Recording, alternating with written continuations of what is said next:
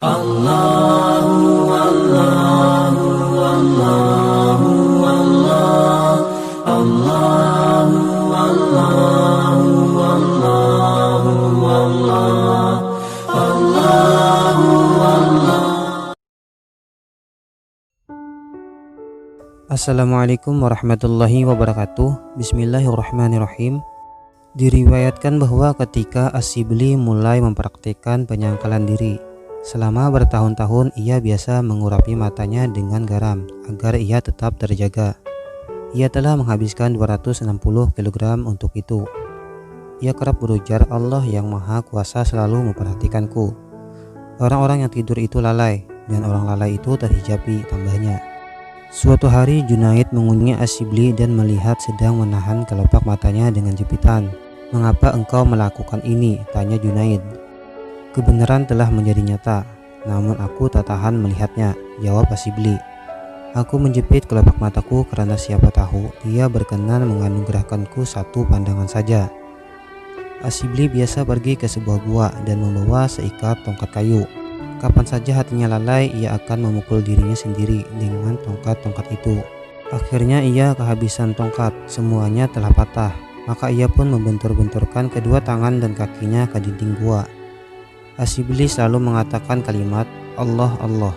Salah seorang muridnya yang setia bertanya kepadanya, mengapa guru tidak berkata tiada Tuhan selain Allah?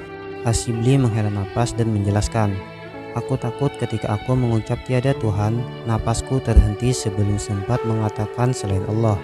Jika begitu aku akan benar-benar hancur. Kata-kata ini benar-benar menggetarkan dan menghancurkan hati sang murid, hingga ia tersungkur dan akhirnya meninggal dunia. Teman-teman si murid itu datang dan menyeret Asyibli ke hadapan khalifah. Asyibli tetap dalam gejolak ekstasinya.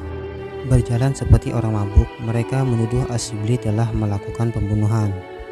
Asyibli, apa pembelaanmu? Tanya khalifah.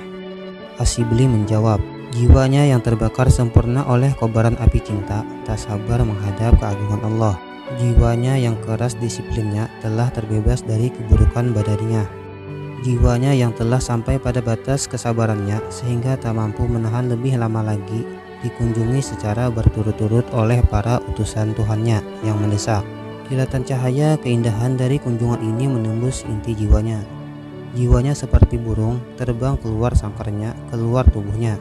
Apa salah Asyibli dalam hal ini? Segera kembalikan Asyibli ke rumahnya, perintah khalifah.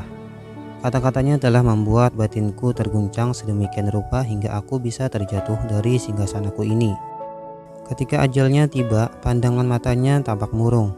Ia minta segenggam abu, kemudian ditaburkannya di kepalanya. Ia gelisah.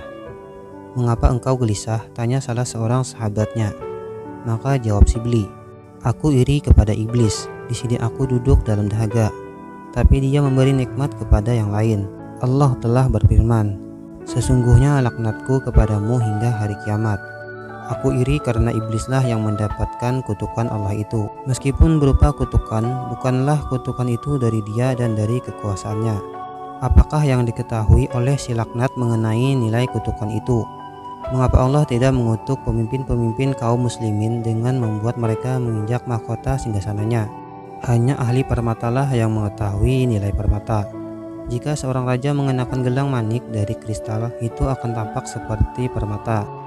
Tapi jika pedagang sayur mengenakan cincin setempel dari permata, cincin itu akan tampak seperti manik dari kaca. Setelah beberapa saat tenang, Asyibli kembali gelisah. Mengapa engkau gelisah lagi? Tanya sahabatnya. Maka jawabnya, angin sedang berhembus dari dua arah. Yang satu angin kasih sayang, yang lain angin kemurkaan. Siapa saja yang ingin terhembus oleh angin kasih sayang, tercapailah harapannya.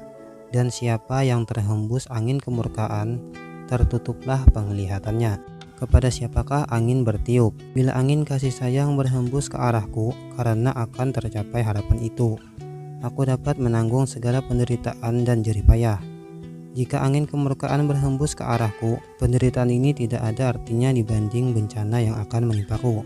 Tidak ada yang lebih berat dalam batinku daripada uang 1 dirham yang kuambil dari seorang secara aniaya.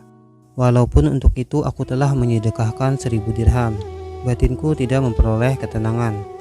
berikan air kepadaku untuk bersuci. Maka para sahabatnya pun mengambil air untuknya. Usai bersuci, Asyibli pun wafat dengan tenang. Wallahu a'lam bishawab. Wassalamualaikum warahmatullahi wabarakatuh.